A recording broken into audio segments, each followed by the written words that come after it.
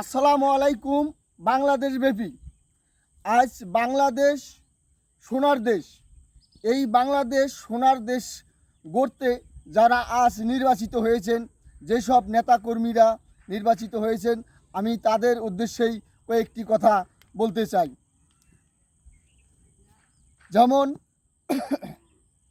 যেমন আমি এক মধ্যবিত্ত পরিবারের মানুষ, এবং আপনারা একটা দিক দিয়ে ফলো করবেন, একটা দিক দিয়ে ভেবে দেখবেন। যারা নিরীহ লোক তাদেরকে আপনি এই যে সামনে ঈদুল আজহা, ঈদ আসতেছে, ঈদ উপলক্ষে আপনি 10 কেজি চালে একটা করে স্লিপ দিয়েছেন।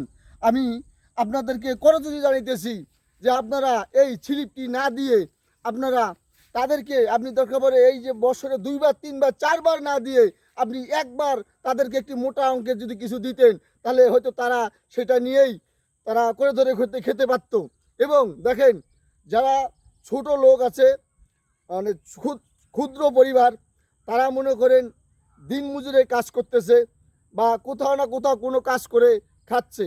যারা আজ বাংলাদেশের শিল্পপতি, যারা কোটি কোটি টাকার মালিক, লক্ষ লক্ষ টাকার মালিক, তারা হয়তো বিভিন্ন ধরনের ব্যবসা বাণিজ্য অনেক কিছু করতেছেন, তারা বড় বড় ব্যবসা করতেছেন, তাদের কোনো সমস্যা না। কিন্তু আপনারা একটু দিক দিয়ে ভেবে দেখেন, যারা মধ্যবিত্ত পরিবারের মানুষ, তারা কি করে খাচ্ছে, তাদের কিভাবে চলতেছে। তারা এমন একটা পর্যায়ের লোক, তারা পাচ্ছে না কোনো জায়গায় মানুষের কাজ করতে। মানুষও তাদেরকে ডাকতে পারতেছে না, না জানি সে কাজ করবে কি না, এবং সে কাজে আসলে কাজটা করতে পারবে কি না। এবং সেই লোকটাই হতাশ হয়ে যাচ্ছে এবং হিমশিম খাচ্ছে। তার পরিবার, তার সংসার কিভাবে চালাবে সেটা নিয়ে সে অনেক টেনশন, তার অনেক দরিদ্রতা। তাই আমি আপনাদের সেই সব মধ্যপরিবারের পক্ষ থেকে আপনাদেরকে জানিয়ে দিতে চাই যে আপনারা যারা এই দেশ গড়ার উপলক্ষে আজ নেতাকর্মী হয়েছেন, আমি সেই সব ভাইদের বলছি, আপনারা এই মধ্যবিত্ত পরিবারদের আপনারা কিছু ঋণের ব্যবস্থা করে দিন। যে সে তো কাজও করতে পারতেছে না, কেউ তাদেরকে কাজও ডাকতেছে না। আপনারা এমন একটা ঋণের ব্যবস্থা করে দিন যেন সে 4-5টা বা 5টা গরু কেনার মতো আপনারা ঋণ দিন।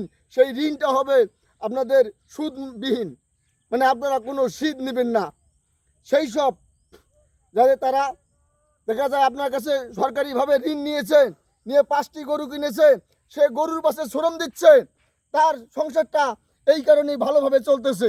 এই জন্যেই আমি তাদের উদ্দেশ্যেই বলতেছি, আপনারা এই মধ্যবিত্ত পরিবারের জন্য আপনারা কিছু সরকারিভাবে আমাদের লোনের ব্যবস্থা করে দেন। আমি কোনো জোর করে মিনত করে বলতেছি, আপনারা আমাদের বিষয়টা একটু ভেবে দেখুন, একটু মধ্যবিত্ত পরিবারের লোকগুলোকে আপনি ভেবে দেখুন, তারা আজ কিভাবে চলতেছে, তারা কি অসহায়। এখন এই যে সামনে ঈদুল আজহা উপলক্ষে যে 10 কেজি চালে স্লিপ দেওয়া হচ্ছে, তারা কিন্তু ওই মেম্বার বা ওই চেয়ারম্যানের কাছে যাইতে পারতেছে না, তাদের লজ্জা লাগে।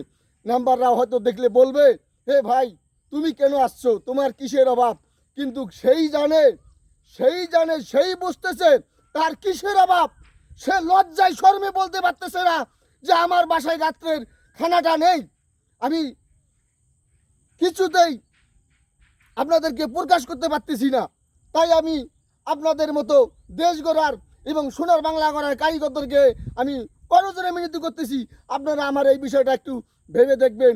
অবশ্যই আমার চ্যানেলটি একটু দেখবেন, এবং চ্যানেলটা দেখার পরে অবশ্যই আপনারা একটু লাইক করবেন, একটু শেয়ার করবেন, শেয়ার করে জানাবেন যে বাংলাদেশে কতটুক পরিমাণে এই মধ্যবিত্ত পরিবারের আছে।